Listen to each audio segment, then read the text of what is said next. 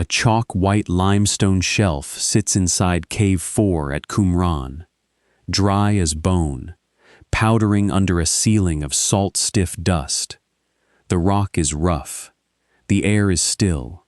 Light only reaches in as a thin, hard stripe.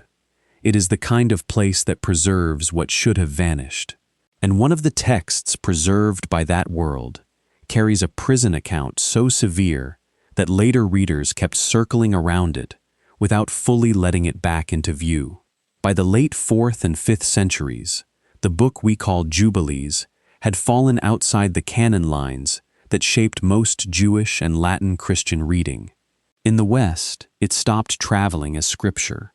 It narrowed to fragments, quotations, and suspicion. Then the ground answered back. In the caves above the Dead Sea, Hebrew copies of Jubilees surfaced among the scrolls, not as a stray page, but as a text, copied again and again. The claim at the center of this video is simple. Jubilees describes rebellious heavenly beings locked in the depths of the earth, and the related Enochic material preserves the prison landscape around them. In the next several minutes, you'll see what the text says, what the evidence shows, and why it was hidden. If forbidden Second Temple scripture fascinates you, hit subscribe. Every week, we uncover what was removed from scripture. Wikipedia, the Missouri Review. But here's what makes this stranger. The prison language is not buried in one late rumor or one damaged line. It sits in the surviving textual record with a level of repetition that is hard to dismiss. Hebrew fragments of Jubilees turned up at Qumran in multiple caves. The manuscript series is usually catalogued as 4Q216 through 4Q224, with additional remains from other caves, and scholars such as James Vanderkam have spent decades editing, comparing, and translating them against the Ethiopic witnesses that preserved the full book. Before the scroll discoveries, Europe mainly knew Jubilees through Ethiopic manuscripts. Heinrich Ewald's 1844 identification, August Dillman's 19th century work, and R.H. Charles's later edition. After Qumran, the question changed. It was no longer whether Jubilees existed in early Hebrew form. It clearly did. The question became what kind of world it thought it was describing. And when you read the prison passages beside the related Enochic material, copied in the same broad tradition, the image that emerges is not loose moral allegory. It is a managed underworld, compartments, boundaries, separated occupants, assigned custody. The Missouri Review news.ed.edu. And this is where it gets disturbing. What we're looking at breaks into 4 parts. Part 1 is Jubilees 5. The sequence is plain. The Watchers descend. They take wives. Their children become giants. Violence spreads through flesh, animals, people, and the earth itself. Then the judgment order comes. Not vague punishment, not simple destruction. The text says, God was angry with the angels sent upon the earth, ordered them rooted out of their dominion, and commanded that they be bound in the depths of the earth. Then the line tightens further. They are bound in the midst of them, and they are kept separate. That last detail matters, because it turns punishment into placement. There is an inside, there is a below, there is division within that below. This is not just a sentence of doom. It is a confinement protocol. The same chapter says they remain there until the day of great condemnation. So the book gives you 3 elements right away: heavenly offenders, an earth-depth prison, and a long waiting period before final judgment. That is the baseline. Everything else builds on it. The pseudepigrapha part 2 is Jubilees 10, and this is where the system becomes even clearer.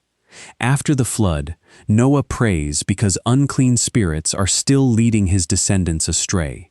The response is not that evil simply disappears, The response is administrative. Mastema, the chief of the spirits, asks that some remain under his authority. The ruling that follows is measured in fractions. 1/10 may remain before him, while 9 parts descend into the place of condemnation. Read that slowly. The text is distinguishing between bound spirits and permitted spirits. Some are locked away. Some are temporarily left active. That means the author is not imagining chaos. He is imagining custody, allocation, and controlled release under permission. The prison below is already operating by the time Noah is alive, and it is not empty. It has a function.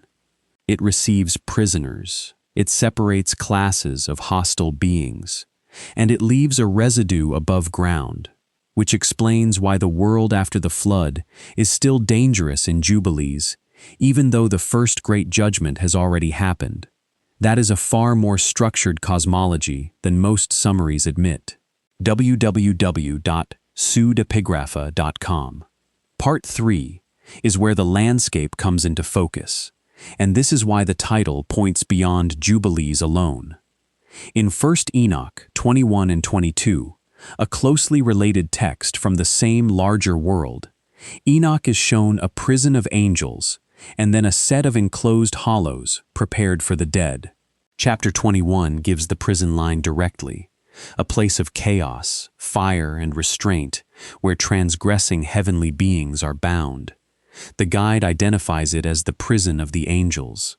Then chapter 22 gives 4 hollow places, deep, wide, and smooth, each assigned to a different class of human dead. 4 compartments. Not one common pit, not a blur. 4.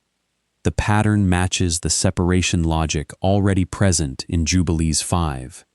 Different offenders, different locations, different holding conditions. So when you place Jubilees beside Enoch, the prison concept stops looking isolated. It becomes part of a mapped order. The rebels are not just punished, they are placed into segregated zones inside the earth. Christian Classics, Ethereal Library.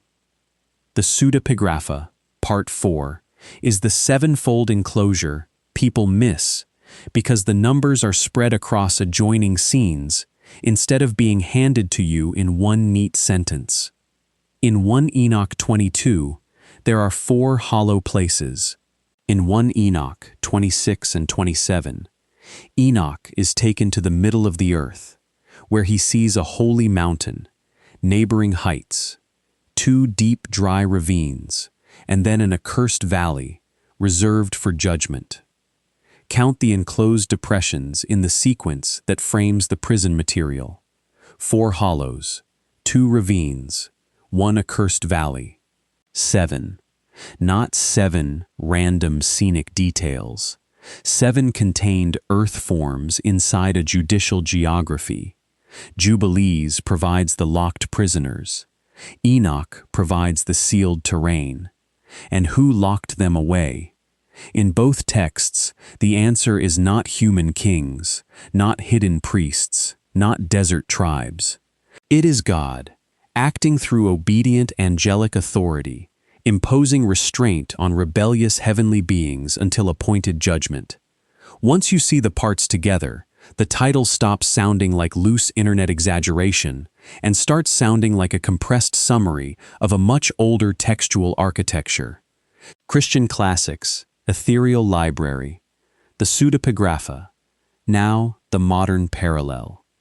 In 2024, a paper led by Z. Esmailzadeh and colleagues, with authors from the University of Calgary and Imperial College London, described sealing faults as nearly impermeable barriers that divide subsurface pressure domains. In plain language, deep geology can form compartments. It can hold things apart. It can create boundaries underground that are real, durable, and hard to cross. That does not prove the theology of Jubilees. It does something more precise. It shows that when ancient writers speak in terms of bound zones beneath the earth, separated enclosures, and confined domains, they are using physical logic that matches how sealed subsurface systems actually behave. The Old Text is not talking like a dream. It is talking like a report from a world in which under-earth confinement was imagined as concrete, structured, and spatially real. PubMed, n.bah.gov. Here's what the translators left out. In popular retellings, Jubilees 5 usually gets flattened to something like this: the fallen angels were punished and imprisoned. But that is not all the line says. The wording preserved in the standard translation says they were bound in the depths of the earth, in the midst of them, and kept separate. Those last phrases carry the architecture. In the midst of them means interior placement, not generic banishment. Kept separate means division, inside confinement, not one undifferentiated abyss. And there is a second warning here, from textual history itself. James Vanderkam has shown how one visual mistake in the Ethiopic tradition of Jubilees 4:24 reversed a line about Eden from God brought the waters to God did not bring the waters. One tiny reading choice, total change in meaning. So when a prison text already contains concrete spatial terms, you do not sand them down, you preserve them. Because once you remove location words, you remove the mechanism, and once you remove the mechanism, the whole account starts to look softer than it is. The Pseudepigrapha, news.nd.edu. The suppression starts at Jerome's authority in the late 4th century, when Christian canon debates hardened around books recognized in the Hebrew collection, then known in his day. A work like Jubilees, however old, however influential, lost standing in the Latin West. The process did not erase the text overnight. It reduced its circulation, downgraded its authority, and shifted it toward the edges. Later boundary-making texts, such as the Galatian Decree, drew sharper lines around what churches were to receive and what they were not to receive. By the 9th century, the stichometry of Nicephorus was still counting disputed and extra-canonical works, evidence that memory of a larger literature had not vanished. But the center had moved. Most traditions stopped reading Jubilees as scripture. Ethiopia did not. The Ethiopian Orthodox tradition preserved it. That matters, because suppression in ancient religion often does not look like bonfires.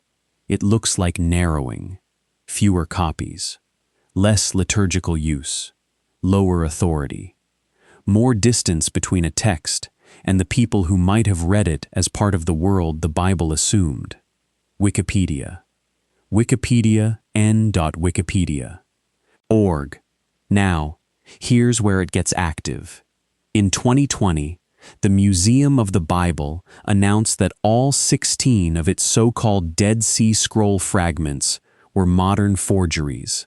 Investigators found ancient leather, modern ink, manufactured surface treatments, and deliberate attempts to make the pieces resemble authentic Judean desert material.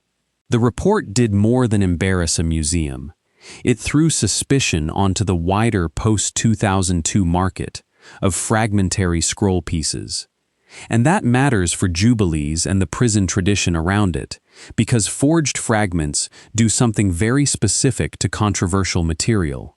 They flood the zone. They make provenance harder to trust. They give skeptics a reason to dismiss real lines of transmission by association with fake ones. The old texts already survive in pieces. Add modern fabrication to that environment, and confusion itself becomes a form of burial, not by a council, not by a bishop, by noise, by commerce, by the contamination of evidence. National Geographic. Now, let me be clear. I'm not saying there are literal supernatural bodies chained inside 7 identified ravines in the Judean desert, waiting to be excavated. But what the text describes, when you look at it carefully, matches a coherent prison model spread across related documents: offenders from heaven, confinement below earth, separated holding zones, named custodial authority, and delayed final judgment. That is not random religious language. What we have to confront is the simplest explanation that fits the evidence.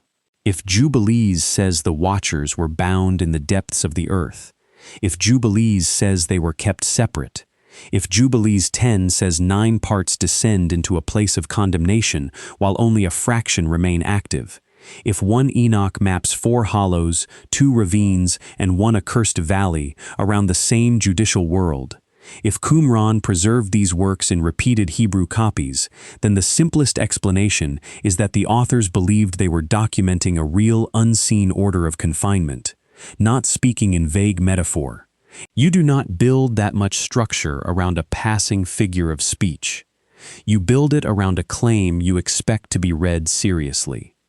The Pseudepigrapha, www.pseudepigrapha.com. Christian Classics, Ethereal Library. The Missouri Review.